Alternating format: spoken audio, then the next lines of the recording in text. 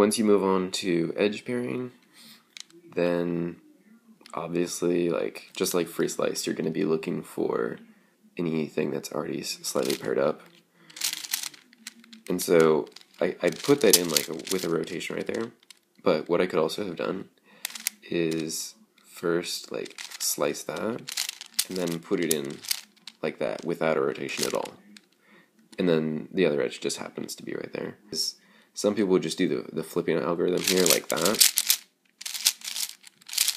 which is fine. I found that that's not very fast for me.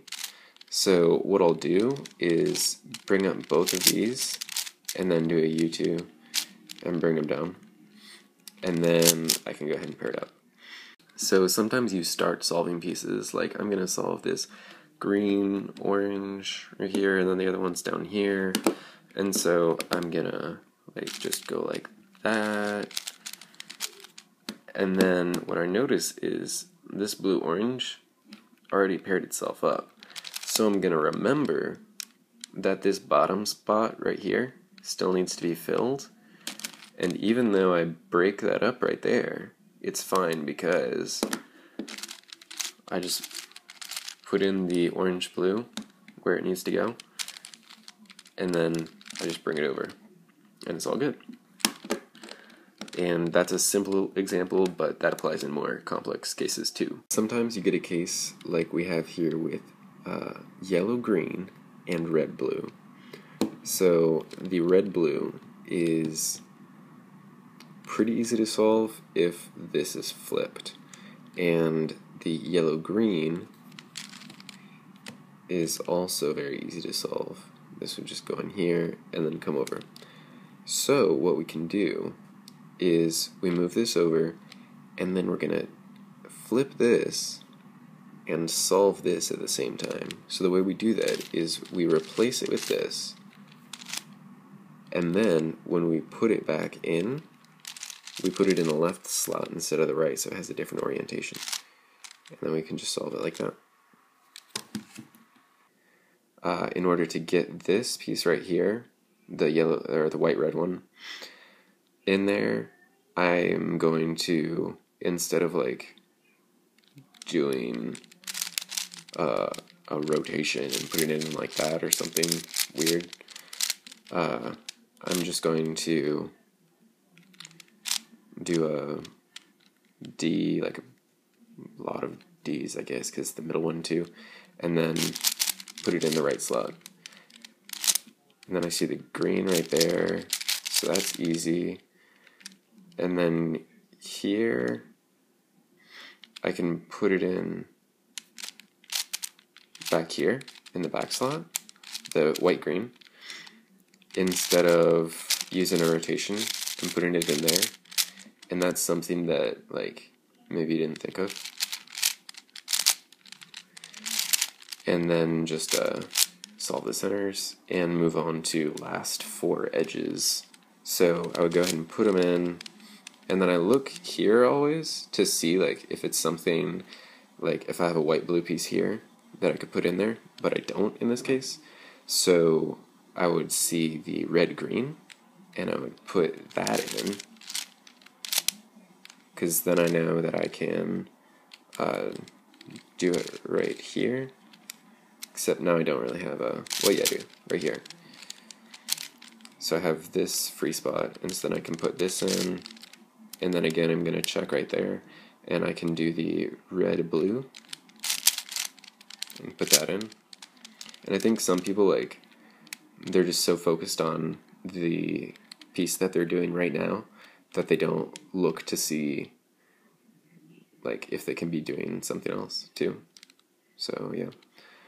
And then this right here to solve the white-orange, I can do that to bring out this slot, and then an R2 to put it in like that, and then do a U2 of like U wedge too, I guess, and then just put in like that with a rotation, because it has to go right here in order to solve the red blue. And then once you have your last piece, you want to bring it up into the top layer. Like, if you have any parity algorithms, you want to bring it into the top layer, because sometimes the parity algorithm destroys stuff in, like, the cross layer if you don't put it in the top layer.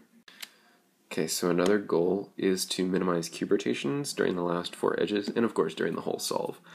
But like one example of that would be if I'm trying to solve red-blue, and it's right here, and the other piece is right here, and I know where everything is. I'm not like looking for pieces. Then I need to flip this and bring this out of the way, and so I can do that all like in one motion, like that, and then just do a D2, and then maybe I'll glance back to see like, okay, so I can put it in like this, and that'll solve one of the pieces. And then here, flip this, and then, you know, do that to solve that.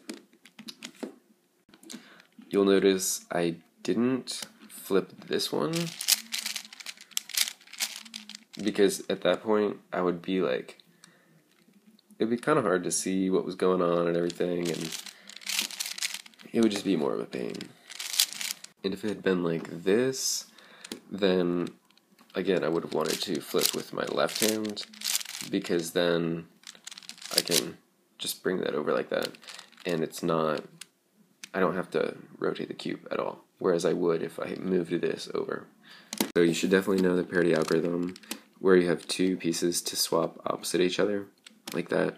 Don't really worry about the one as much where they're diagonal, because it's pretty easy to set up into this case, especially since the 2 pieces are gonna start off in the E layer, probably, at least one of them. So yeah, at least for Hoya, don't really worry about that. And then you should also know this one. Obviously it's the 4x4 OLL parity alg if you solve 4x4.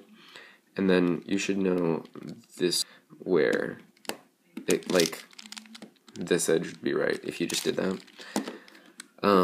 It's actually a really easy algorithm, and all of these can be found if you just Google MEEP, M-E-E-P, 5x5.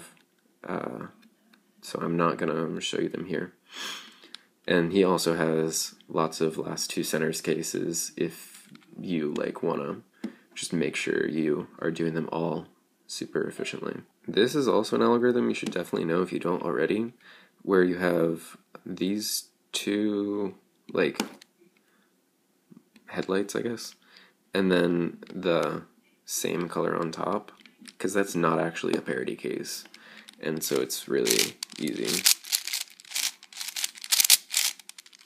I just did it through a viewfinder, so it can't be that hard.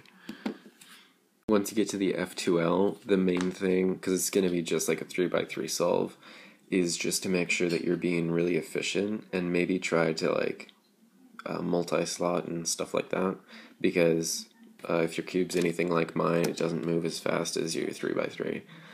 And then once you get to the last layer, make sure that you're being really fluid with your algorithms, because again, like, you can't just like finger trick it quite as much, so have turning accuracy and be smooth. If you end up getting an H or Z perm, then there are like alternative algorithms, like this one. There's this algorithm, but I find that really long. So honestly, what I do is I just use the M slice like normal, and I just try and use like a really wide part of my ring finger. So like that.